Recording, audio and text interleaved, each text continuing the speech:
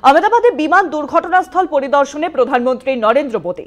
Civil হাসপাতালে আহতদের দেখতে গেলেন প্রধানমন্ত্রী, কথা বললেন আহতদের সঙ্গে।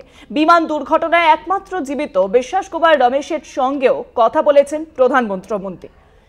সকালবেলায় গেছিলেন প্রধানমন্ত্রী নরেন্দ্র মোদী সেই দুর্ঘটনাস্থল পরিদর্শন করতেন এবং তারপরেই হাসপাতালে যান তিনি, কথা বলেন আহতদের সঙ্গে, কথা বলেন বিশ্বাস কুমার রমেশের সঙ্গেও।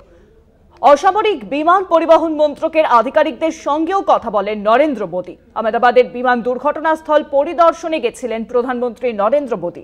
আজ সকালই পরিদর্শনে যান প্রধানমন্ত্রী নরেন্দ্র মোদী এবং গতকালই অমিত শাহকে প্রধানমন্ত্রী নির্দেশ দিয়েছিলেন দুর্ঘটনাস্থল পরিদর্শনের জন্য এবং তারপরেই অমিত শাহ সেখানে পৌঁছে যান।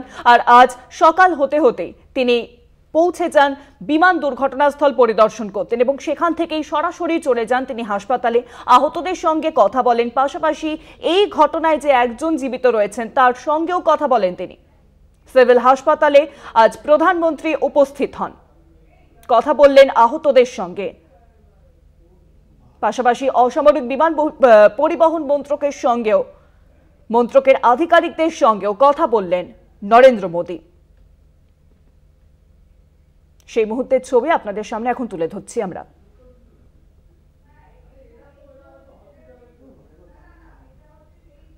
আজ প্রধানমন্ত্রী নরেন্দ্র মোদী বিমান দুর্ঘটনাস্থলে পৌঁছে যান। গতকাল আমরা দেখেছি যে আহমেদাবাদে বিমান দুর্ঘটনা, সেই ছবি আপনাদেরকে দেখিয়েছিলাম আমরা।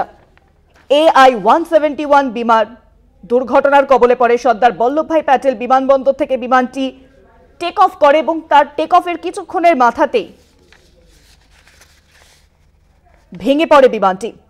মেঘানী নগরে ভেঙে পড়ে বিমানটি এবং সেই বিমানটি আহমেদাবাদ থেকে লন্ডনের উদ্দেশ্যে যাচ্ছিল। তাতে 242 জন যাত্রী ছিলেন, বেশ কিছু বিদেশি যাত্রী ছিলেন বলেও জানা যাচ্ছিল।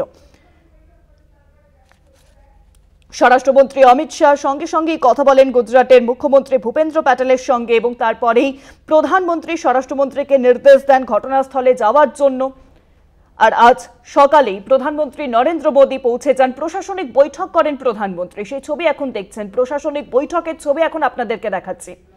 সিভিল হাসপাতালে আজকে প্রধানমন্ত্রী যান, কথা বলেন আহতদের সঙ্গে।